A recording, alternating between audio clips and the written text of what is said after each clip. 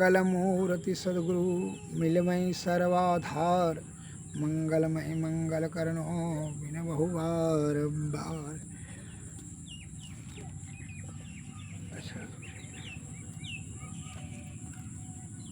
श्रद्धेय महानुभावों, पिंगला भगवती गंगा पिंगला जमुना नदी या पिंगल यो मध्य सुषुमना च सरस्वती अर्थार्थ भारतीय अनुवाद सहित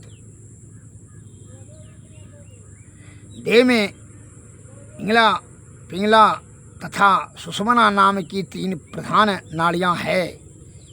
इड़ा पिंगला इसको कहते हैं, इसको इड़ा भी कहता है। इड़ा पिंगला गंगा पिंगला जमुना और पिंगला पिंगला के बीच में रहने वाली सुषुमना सरस्वती के नाम से कही जाती है।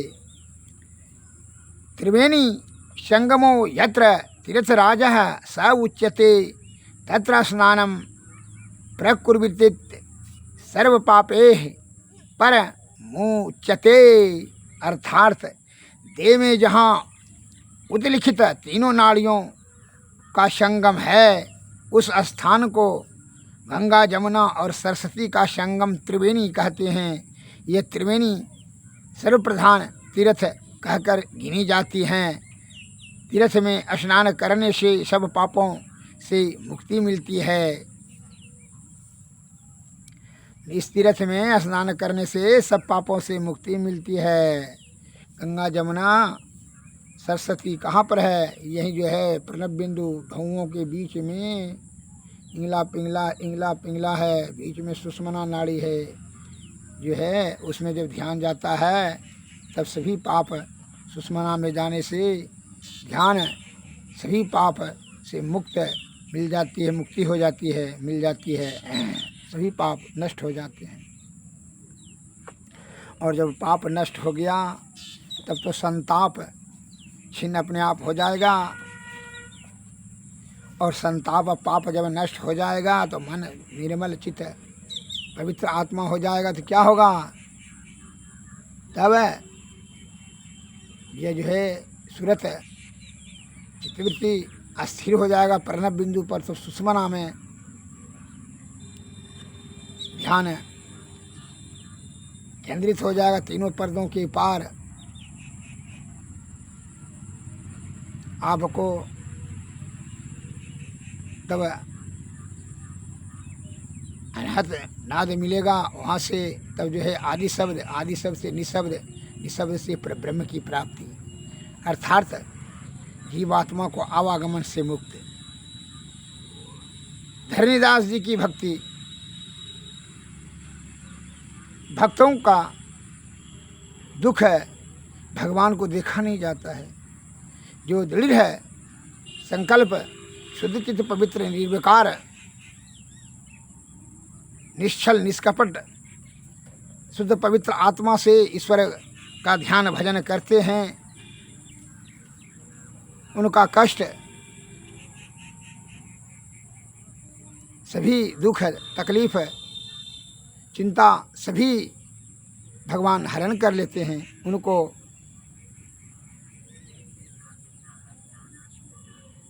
पग पग पर उनकी जिस प्रकार वह भगवान को ध्यान में रखते हैं उसी प्रकार ईश्वर भी भक्त को ध्यान में रखते हुए उनकी सुख साधन की सभी सुरक्षा की व्यवस्था भगवान स्वयं करते हैं।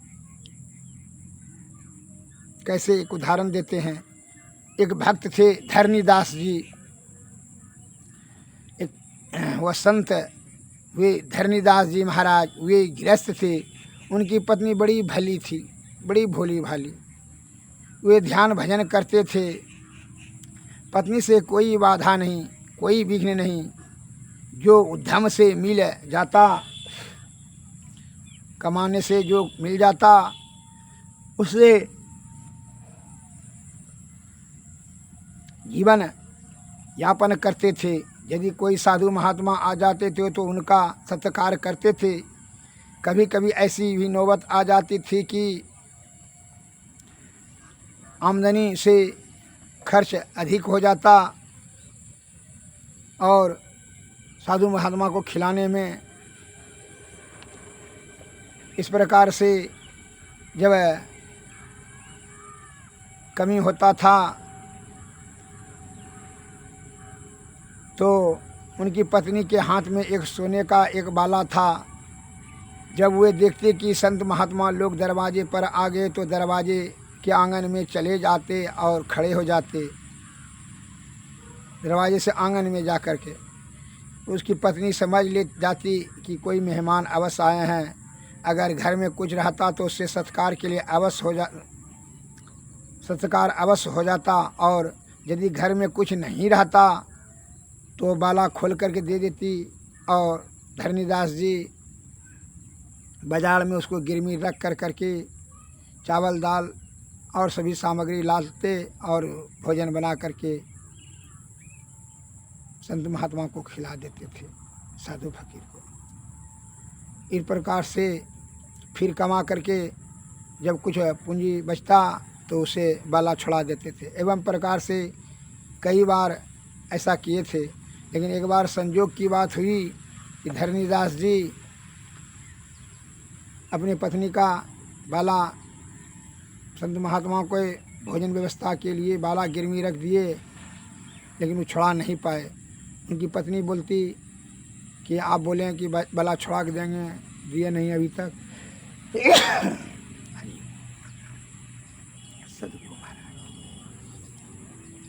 पत्नी को उन्होंने कहा, धरणीदास जी ने,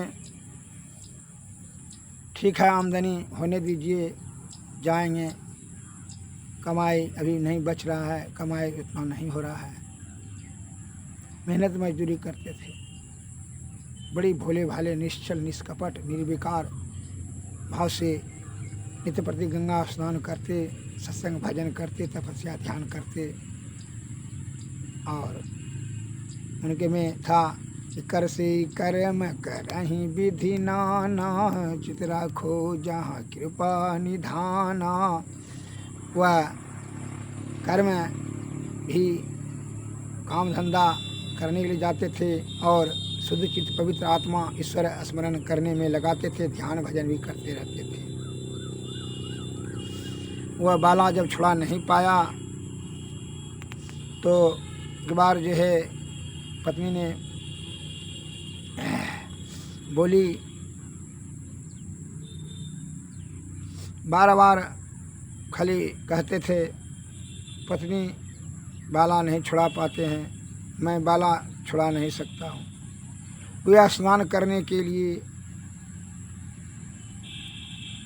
बगल में धोती दबाए जा रहे थे और मन ही मन सोच भी रहे थे। भक्त का बड़ा चिंता और दुखी मन से मन में चिंता करके जा रहे थे गंगा स्नान के लिए कि पत्नी बार बार कहती है बाला हम छुड़ा नहीं सकते हैं। हे भगवान, बड़ा दुख की बात है। वह बहुत पछता रहे थे और आत्मा में बड़ा दुखी होकर के उदास भाव से ईश्वर पर ध्यान रखते हुए जा रहे थे गंगा स्नान के लिए। अब यह दुख भगवान को देखा नहीं गया कि हमारे भक्त इतना दुखी और उदास है, चिंताग्रस्त है। उन्होंने, भगवान ने धरणीदास जी का ही रूप तुरंत बना करके बाला एक ठुल्ले करके सोने का बाला ले करके आकर के उनके घर पर चले आए। दास जी तो गंगा स्नान के लिए गए थे और उसके पत्नी को कहा लीजिए बाला। तो उसकी पत्नी अंगना में गाय के गोबर से नीप रही थी एक हाथ से। तो उसकी पत्नी बोली कि आप पहना दीजिए। काय धरणीदास जी के रूप में थे भगवान, तो भगवान ने बाला उनको पहना दिए और चले गए। जब धरणीदास जी गंगा स्नान करके लौटे तो देखा कि उनकी पत्नी के हाथ में बाला है सोने का। तो बोले कि बाला कहा कि आप पहने हुए हैं, कौन दिया आपको? कहा कि कैसे आप भूल जाते हैं, अभी तो 1 घंटा पहले ही आपने पहना दिया था हमको आकर के अंगना में, हम नीप रहे थे अंगना को, और अभी भूल गए तुरंत। धरणीदास जी ने मने मने भगवान को धन्यवाद दिया। उन्होंने समझ गए कि यह बाला कोई और नहीं, वह परमपिता परमेश्वर ने स्वयं हमारा रूप धारण करके हमारे पत्नी के हाथ में बाला पहना दिए।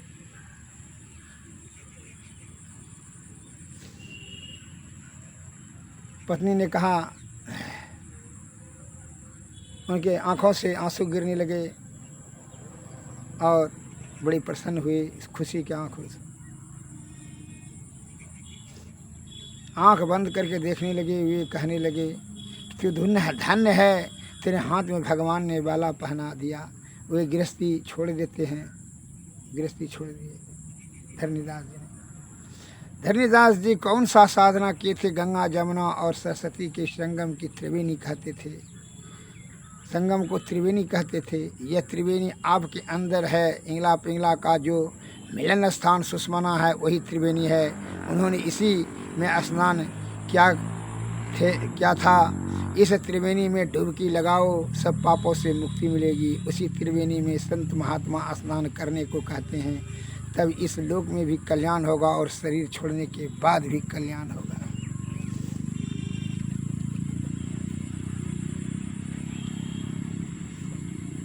सुषमना नाड़ी में ध्यान करते थे धरणीदास जी। वह सभी पापों से उन्मुक्त हो गए थे।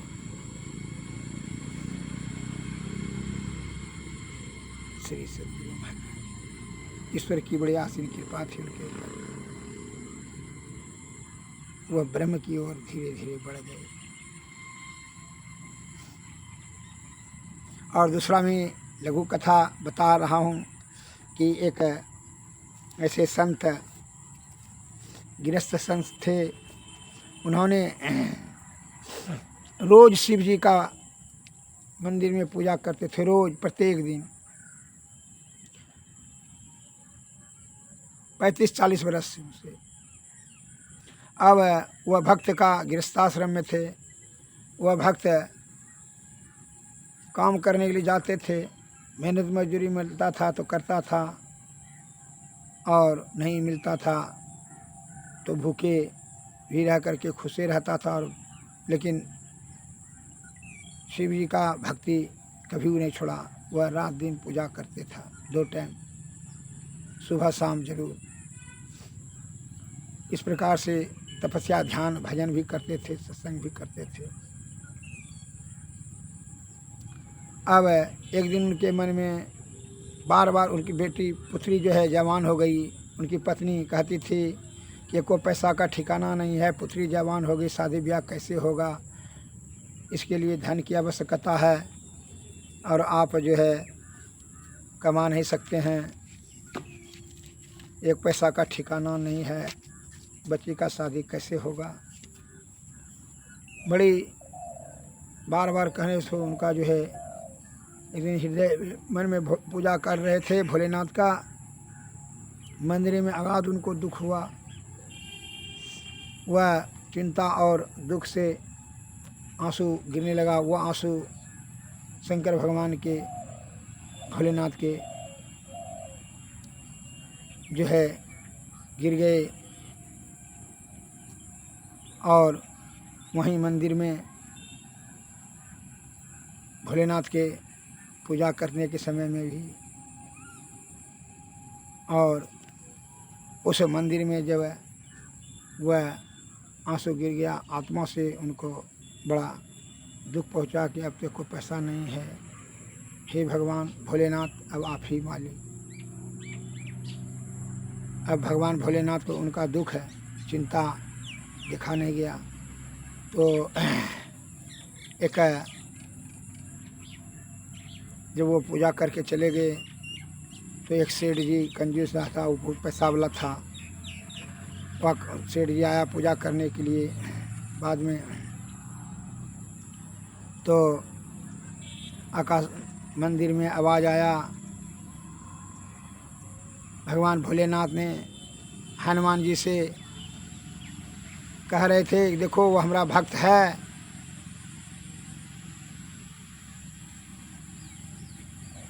वह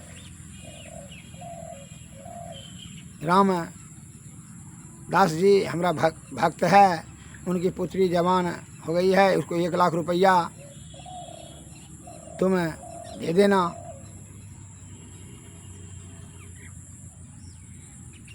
कहा ठीक है भगवान, 1 लाख रुपया कल खाना जो है उनको दे देंगे। तो कहा ठीक है। भोलेनाथ ने हनुमान जी से कहा है हमारा भक्त बच्ची का, अपनी बेटी का शादी करने के बारे में वो चिंता कर रहता है, बड़ी दुखी रहता है, उनका दुख हमको देखा नहीं जाता है। कहा ठीक है, वो पूजा करने के लिए कल आएंगे तो उनको हम दे देंगे। इस प्रकार का गप जो है भगवान भोलेनाथ और हनुमान जी का वार्तालाप वह सेठ जी सुन लिया, और तब जो है वह मन में विचार करने लगा कि जो है यह वह रामदास जी जो भक्त है वह दिन भर रात दिन पूजा करता है 25 वर्षों से। अब उनके ऊपर भगवान भोलेनाथ दया करके उनको 1 लाख रुपया दे देंगे। वो वैसा हम करते हैं। वो अपने मन में षड्यंत्र किया। वो जा करके उनके घर पर गया, रामदास जी के घर पर, और कहा सुनो रामदास जी, तुम जो है तुमको हम 10,000 रुपया दे देते हैं, तुम कल जो है पूजा करने के लिए नहीं जाना कोई समय। कहा जी सेठ जी ठीक है। तो सेठ जी ने 10,000 रुपये दे दिए। कहा ठीक है, हम नहीं जाएंगे कल पूजा करने के लिए। तो वह नहीं गया दूसरा दिन पूजा करने के लिए। और सेठ जी वहाँ से सवेरे से पूजा पर बैठे 1 लाख के लालच में कि हनुमान जी आकर के दिल बेवे करेंगे। पूजा पर बैठते, पूजा करते करते करते जो है सुबह से लेकर शाम हो गया। शाम से 8 बजे 9 बजे 10 बजे रात हो गया। अब वो उकता गया कि ये भगवान भोलेनाथ भी झूठे बोलते हैं। वह जो है संदेह युक्त हो गया और भगवान भोलेनाथ क्रोध हो गया। और क्रोध से जाए जैसे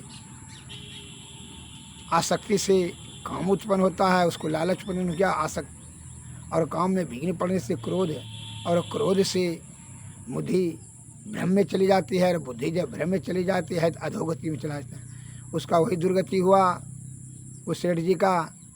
वह लोभ से अब पाप कर बैठा। वह भोलेनाथ के शिव जी के पिंड पर वह एक लिंग पर जो है एक लात मारा कस के कि झूठे बोलता है। भगवान भी भोलेनाथ भी झूठ बोलते हैं, मंदिर में भी झूठ आवाज़ आता है। इस प्रकार से लात मारने से वहाँ जो है उसका बेसंहार उसको जो है दर्द पैर में होने लगा, और लगा कि पैर अब जो है उसका उखड़ जाएगा। इतना दर्द में से बेचैन होने लगा। अब वह उसका लगा कि प्राण अब छूट जाएगा। वह चिल्ला चिल्ला कर रोने लगा। मंदिर में आदमी सब जमा हो गया। कहा हमारा बेटा को बोला, कोई जो है गांव वाला ने उसका बेटा को बोला, कहा मंदिर में तुम्हारा पिताजी पेट में दर्द और गोड़ में दर्द के कारण से छटपट बेचैन करा। उसको कहा कि मर जाएंगे। उसका बेटा आया, कहा कि पिताजी क्या हुआ कल, कैसे? चलो डॉक्टर जहाँ। तो उसको मंदिर में वहाँ आवाज़ आया था कि 1 लाख रुपया उसको रामदास जी हमारे भक्त को तू दे दो, अन्यथा तुमको ये कष्ट से तुमको मृत्यु निश्चित हो जाएगा। अगर यदि तू कष्ट से बचना चाहता है तो हमारे भक्त को 90,000 और दे दो, तभी ये कष्ट, अन्यथा तुमको अभी मृत्यु इस दर्द के कारण से मृत्यु प्राप्त हो जाएगा। सूर्य उदय होते होते कल सवेरे सूर्य उदय होते होते तुम्हारा मृत्यु पक्का हो जाएगा। अगर यदि तुम इस संताप से बचना चाहते हो, पाप से बचना चाहते हो, काहे ने तुमने बहुत बड़ा पाप कर लिया है।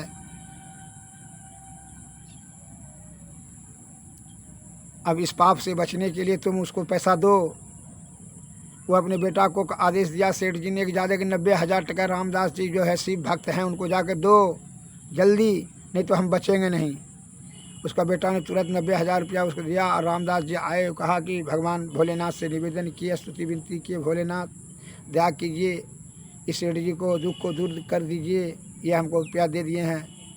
वह हजारों आदमी के बीच में रात में ही इस प्रकार की घटना घटाई, सभी आदमी साक्षी बने और सेठ जी को जैसे छुआ, स्पर्श किया, रामदास जी ने उसका पेट दर्द और पैर का दर्द सब तत्काल ही छूट गया, मुक्त हो गया और वह सेठ जी खुश हो गए और चले गए। कहा भगवान भोलेनाथ से क्षमा मांगने लगे कि अब ऐसा गलती कभी नहीं होगा। वह मंदिर में जो है माथा टेक करके चले गए। श्री सद्गुरु महाराज की जय। अर्थात कहने का तात्पर्य है कि भोलेनाथ जो भगवान का भक्त हैं, वह अपने भक्त को कभी किसी समय भी दुखी नहीं होने देता, उनका किसी न किसी रूप से मदद अवश्य करते हैं, अपने भक्त को कभी चिंता और दुख नहीं होने देते हैं। लेकिन ध्यान रहे, पवित्र आत्मा से दृढ़तापूर्वक पूर्ण विश्वास और श्रद्धा से ईश्वर का जो मनन और चिंतन करे, पूजा करे, ध्यान करे, उनका सभी सुरक्षा, सभी सुख साधन ईश्वर स्वयं आकर के करते हैं।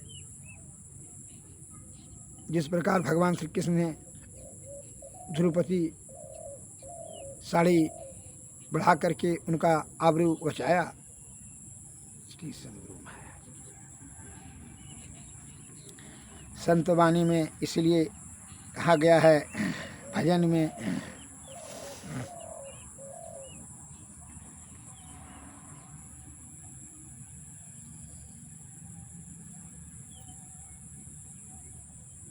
ईश्वर भजन करें तभी सुख और परम सुख प्राप्त होगा, जीवात्मा का कल्याण होगा। रे मन ये 2 दिन का मेला रहेगा, कायम ना जग का झमेला रहेगा। किस काम का ऊंचा महल तू बनाएगा, किस काम का लाखों का धन जो तू कमाएगा। रथ हाथियों का झुंड भी किस काम आएगा, जैसा यहाँ तू आया था वैसा ही जाएगा। तेरी सफ़र में सवारी के खातिर कंधों पे ठटरी का ठेला रहेगा। रे मन 2 दिन का मेला रहेगा, कायम ना जग का झमेला रहेगा।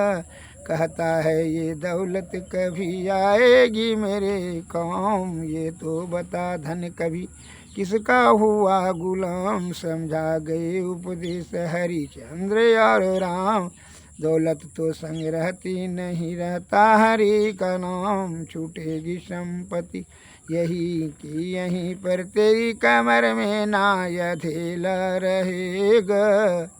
रे मन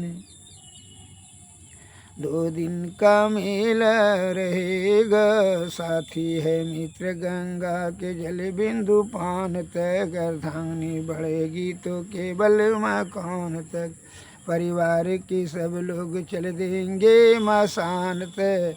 बेटा भी हक निभाएगा तो अग्निदान तक, इससे तो आगे भजन ही है साथी। हरि के भजन बिन तू अकेला रहेगा। रे मन ये 2 दिन का मेला रहेगा, कायम ना जग का झमेला रहेगा। श्री सद्गुरु महाराज की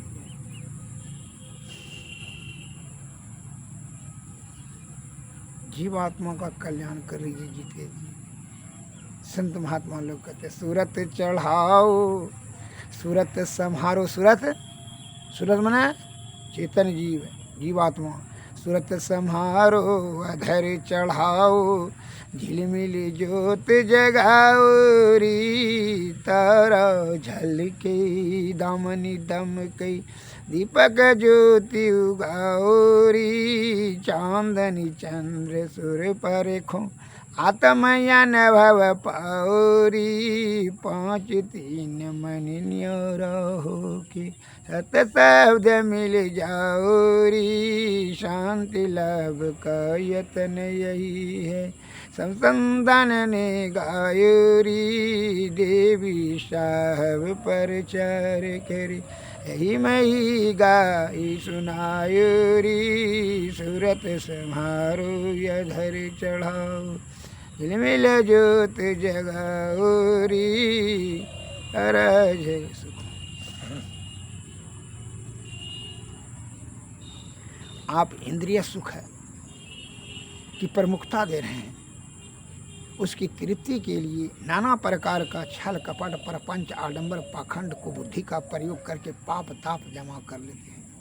लेकिन संत महात्मा लोग कहते हैं कि यह जब सूरत जीवात्मा जब सुषमना में जाएगा तो कैसा सुख होगा, इसके बारे में हमारे गुरु महाराज ने चंद शब्दों में बताए हैं, श्रवण करें। किसी सुषमना में ध्यान जाएगा, सूरत जाएगा तो कैसा होगा सुख है। सुखमन की झीना नाल, सुखमना में जो झीना नाल है बड़ा सूक्ष्म नाल है, उसमें जब ये सूरत जाएगा तो कहाँ क्या होगा वहाँ। सुखमन की झीना नाल ते अमृत की धारा बही रही मीन सूरत धार धर भाठा से सीरा चढ़ी रही गुरु मंत्र जप गुरु ध्यान कर गुरु सेव कर यति प्रीति कर गुरु की ज्ञान प्यारे कर सदा गुरु की कही रही सुख मन के झीना नाल से अमृत की धारा बही रही उस नाल का जीना द्वारा गुरु तुझे देंगे बता दऊ नैन नासामाद सन्मुख सुई अग्रदर ले लही रही तम फटे ज्योति भरे आकाश का तू सैर कर शब्द अनाहत सार में मिल लहले सतपद को सही रही सुख मन के झीना नाल से अमृत की धारा वही रही दुख दर्द भव के सब मिटे सतगुरु चरण नित से ही गुरु भक्ति बिन कछु नावन में ही सकल संतन कही रही सुख मन के झीना नाल से अमृत की धारा वही रही।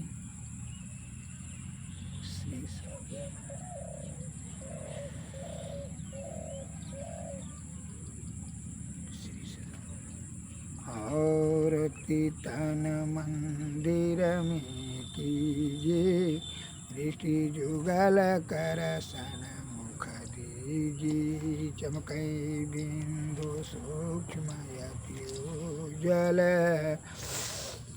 ब्रह्म ज्योति अनुपम लख लीजिए शब्द सूरत अभ्यास सरल तर करि करि सार जगमग जगमग रूप ब्रह्मंडा निरखी निरखी ज्योति तजरी ऐसी जुगति काया गढ़ त्यागी भव ब्रह्म वेद सकल मल चितन मंदिर में कीजिए इति जुगल कर सन्मुख दीजिए। श्री सद्गुरु महाराज की श्री सद्गुरु नमस्कार जय।